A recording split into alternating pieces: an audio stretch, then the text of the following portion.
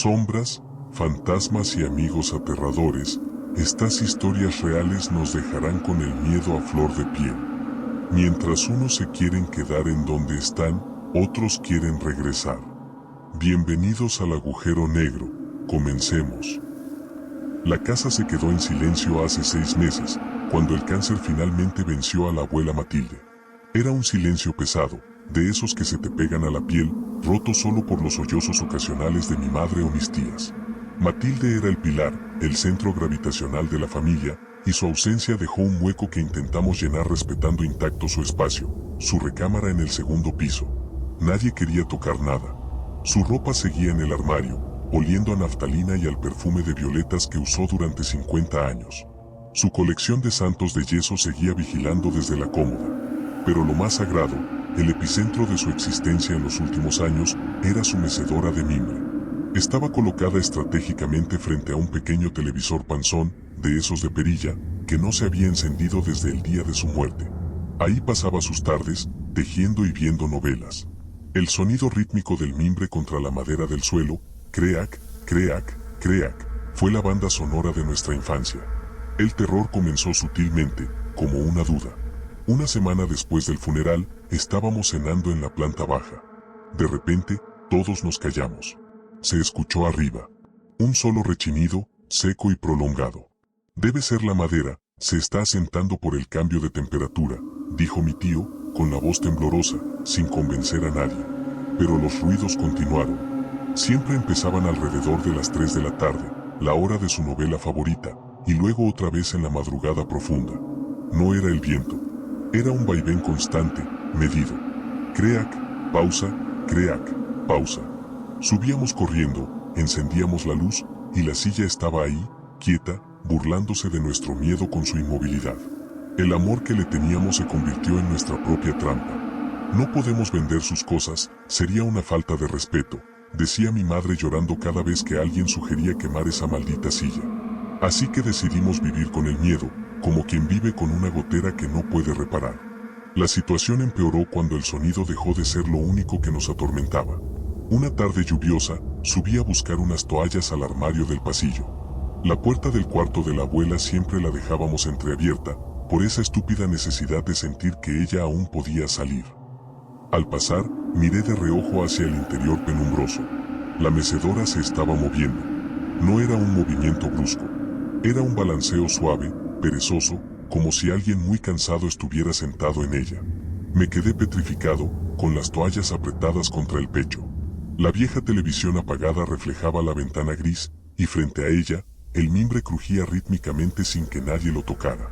Salí corriendo, casi rodando por las escaleras. Pero lo peor, lo que realmente nos ha quitado el sueño y nos hace dudar de nuestra cordura, ocurre en las noches. La arquitectura de la casa es cruel. Cuando empiezas a subir las escaleras desde la sala, tu vista se alinea perfectamente con la puerta entreabierta de su cuarto en el piso superior. Hace 3 noches, regresé tarde del trabajo. La casa estaba a oscuras. Empecé a subir los escalones, cansado, sin pensar. Al llegar al descanso, levanté la vista. La luz de la luna entraba por la ventana de su cuarto, creando un contraluz perfecto. La mecedora no solo se movía. Había algo en ella. No era una aparición translúcida de película. Era una silueta densa, negra, sólida. Pude distinguir la forma inconfundible de su chongo de pelo recogido y la curva de sus hombros encorvados por la edad. Estaba sentada ahí, de espaldas a la puerta, mirando la pantalla negra del televisor apagado. El creac, creac resonó en el cubo de la escalera, fuerte y claro. No grité. El terror genuino te roba la voz. Retrocedí lentamente, escalón por escalón, sin quitar la vista de esa figura familiar y a la vez espantosa. Dormí en el sofá de la sala con todas las luces encendidas. Al día siguiente, nadie dijo nada, pero vi las ojeras en el rostro de mi madre y supe que ella también la había visto. Seguimos sin poder vender sus cosas. La amamos demasiado. Pero ahora, cada vez que cae la noche, el amor se mezcla con un pánico visceral, y la casa se convierte en una prisión donde el carcelero es el recuerdo vivo y sonoro de quien más quisimos.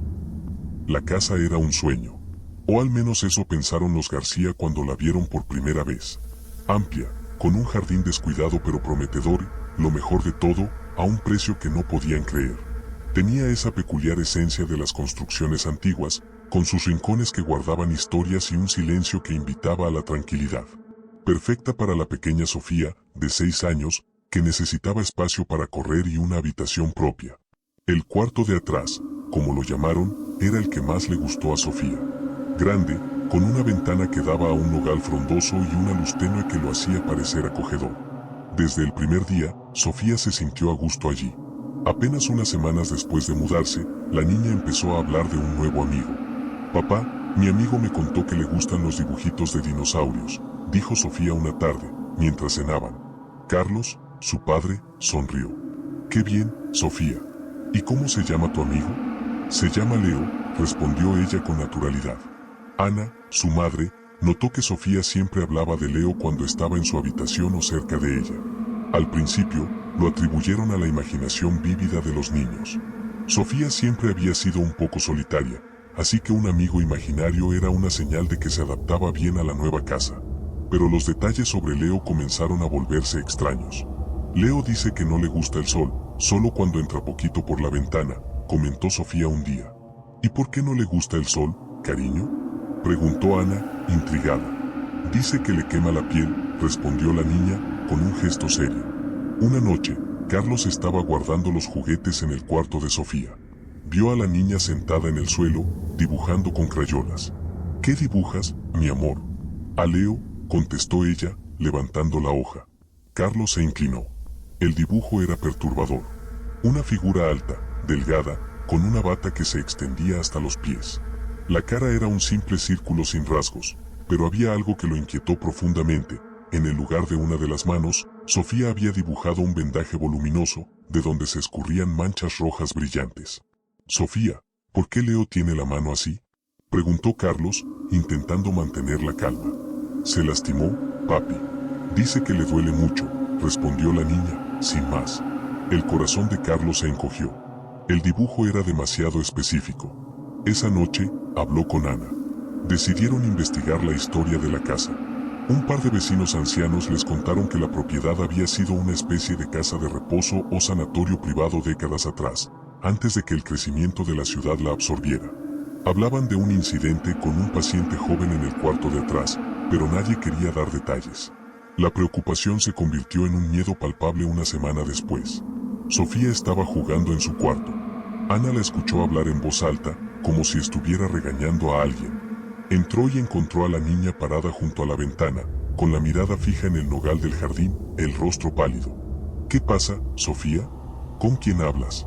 «Con Leo. Dice que no me asome a la ventana cuando él se vaya al otro lado, porque me puedo caer», dijo la niña, señalando hacia el árbol. «¿Al otro lado de dónde?», preguntó Ana, sintiendo un escalofrío. «Al otro lado del árbol, mami. Ahí lo llevan a descansar», respondió Sofía.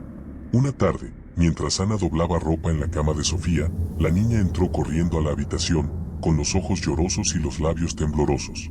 «Mami, Leo me dijo algo feo». «¿Qué te dijo, mi amor?».